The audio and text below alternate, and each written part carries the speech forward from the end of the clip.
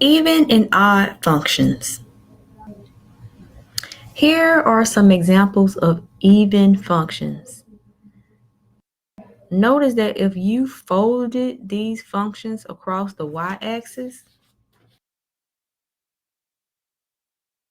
they would fold evenly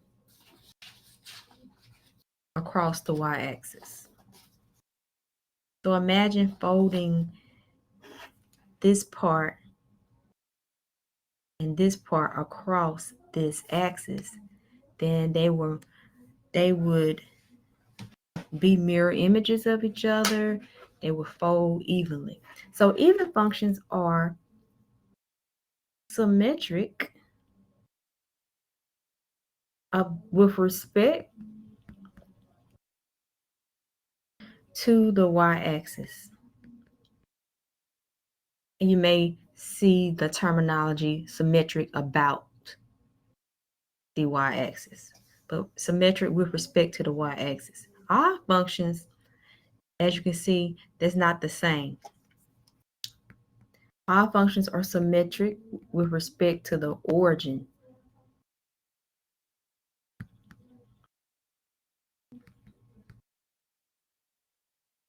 And the way I try to remember that is that we have an O in origin and an O in odd. So I know odd and origin go together, so even must go with the y-axis.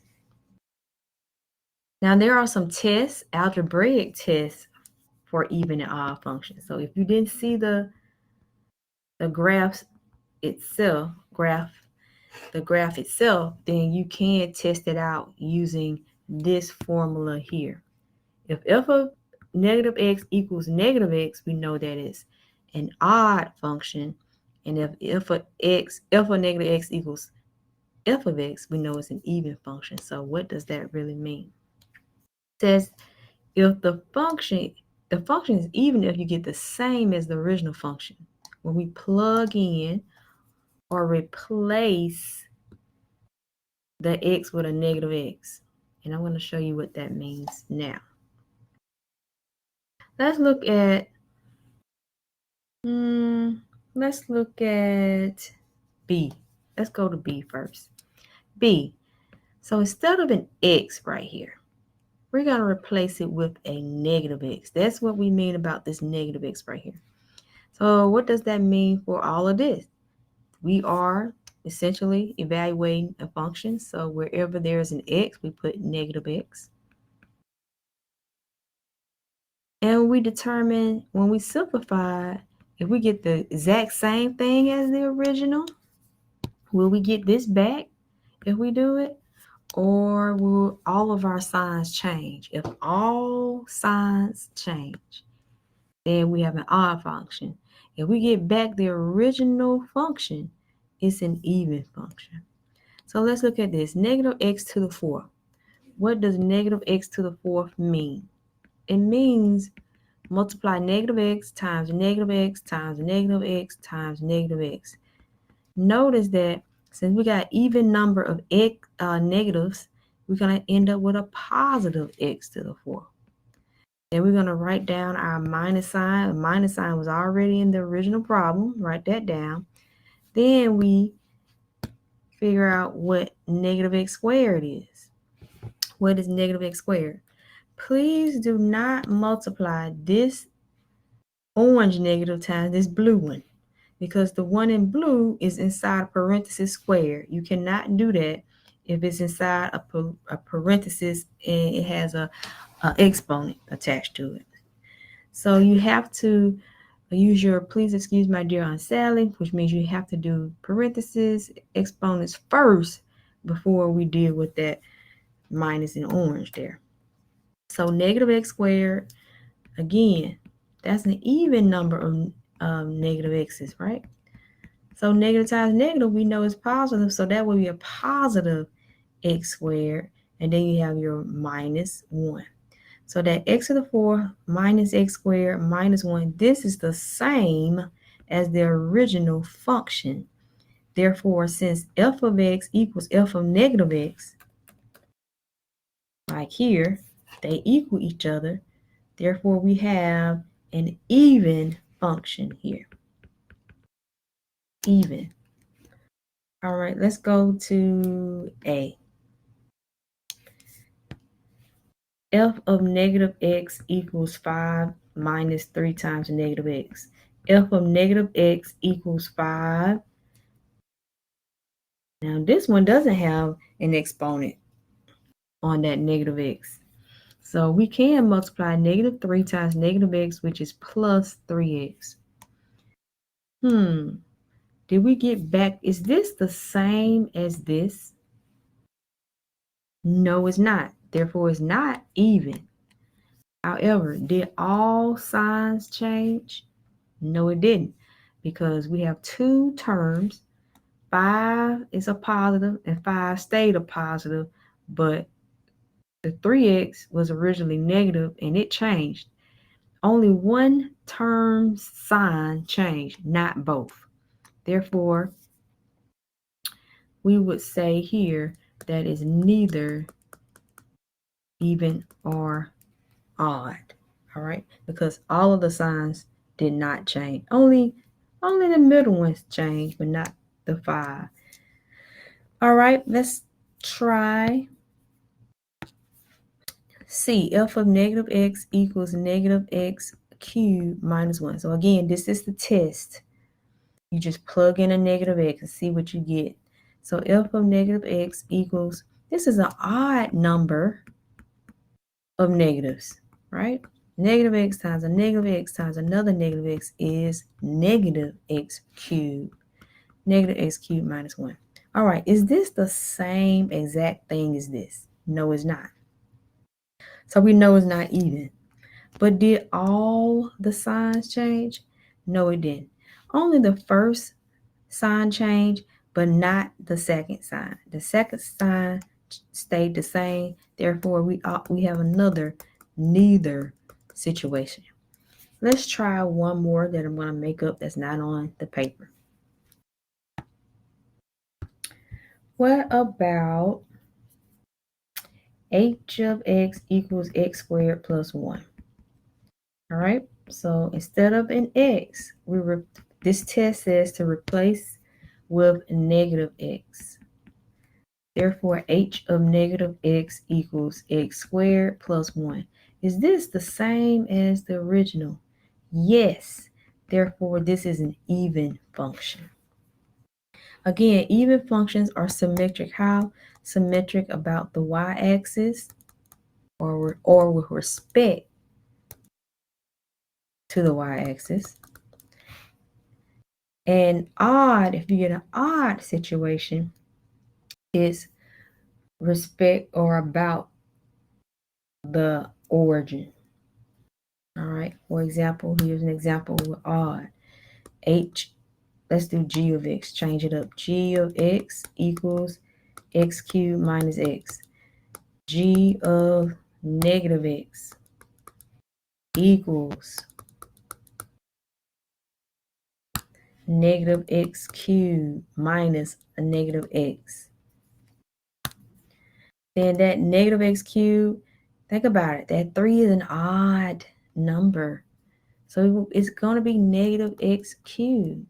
And then this is to the first power. That's an odd number. That's an odd exponent. You have negative times negative, which is positive x. Is this the same as this?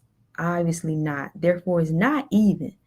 Next question is, did all the signs change? Yes, it did. The original had a negative x cubed. Now we have, the original had a positive x cubed. Now we have a negative x cubed. The original had a negative x. Now we have a positive. Therefore, this is an odd function. And an odd function is symmetric about the origin, or with respect to the origin. All right, let's move on to average rate of change. So the average rate of change for a nonlinear graph is really just the slope of the secant line. So here's an example. Here's a figure here of a As you can see, a curvy graph in black here.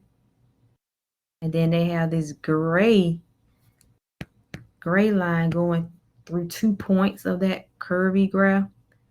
And notice that they're emphasizing this point right here, this point. It could be any 2 points on this curve. We're just finding the slope of that line, that secant line they call it.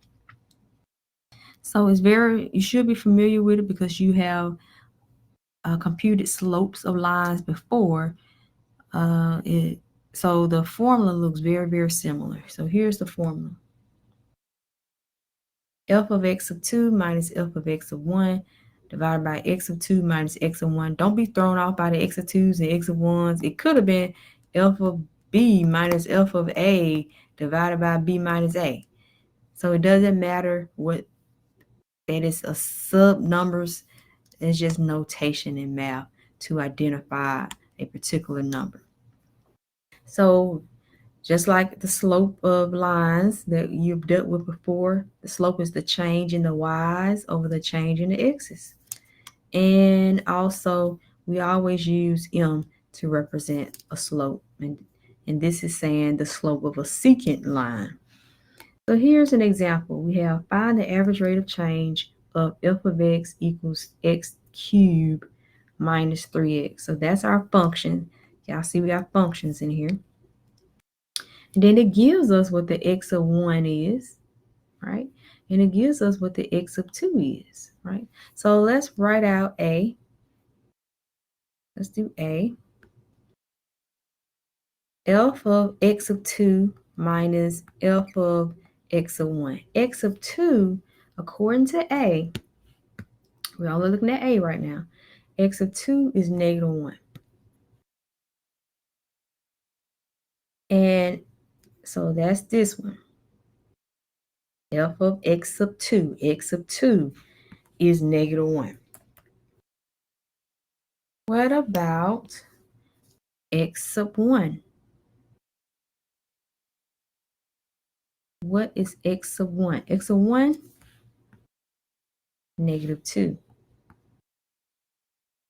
And according to the formula, we're going to divide. We're going to divide x of 2 minus x of 1. So x of 2, we already said, was negative 1. The formula has a minus sign in it right here. X of 1 is negative 2. We put parentheses around that one. Now, for this formula, let's figure out what f of negative 1 is and f of negative 2 is, okay? They gave us the function already, so we just got to figure out what that is based on the function.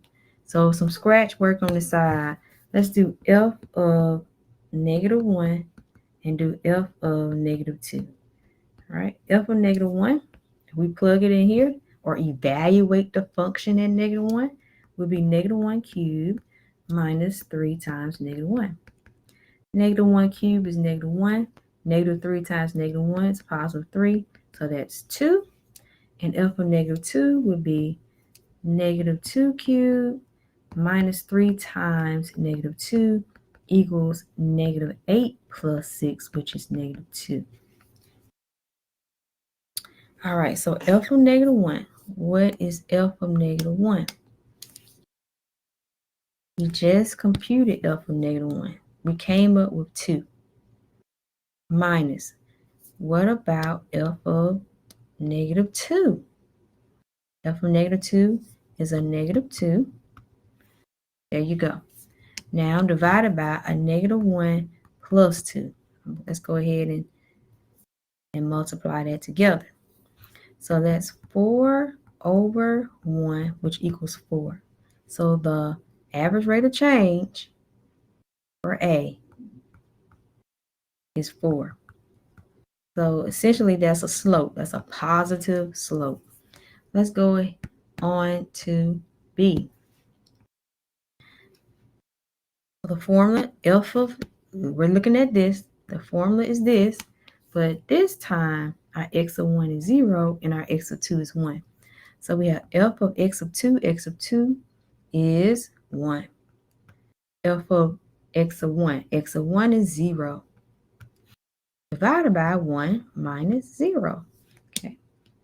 So now we have to do more work, right? We have to evaluate the functions again, but at this time at 0 and 1. Let's go with f of 1. F of 1 is, according to this function, 1 cubed minus 3 times 1. So that's 1 minus 3, which is negative 2. And f of 0 is 0 cubed minus 3 times 0, which is 0. Therefore, for f of 1, we're going to put negative 2 minus f of 0. We're going to put 0 over 1. Negative 2 minus 0 is negative 2 over 1 is negative 2.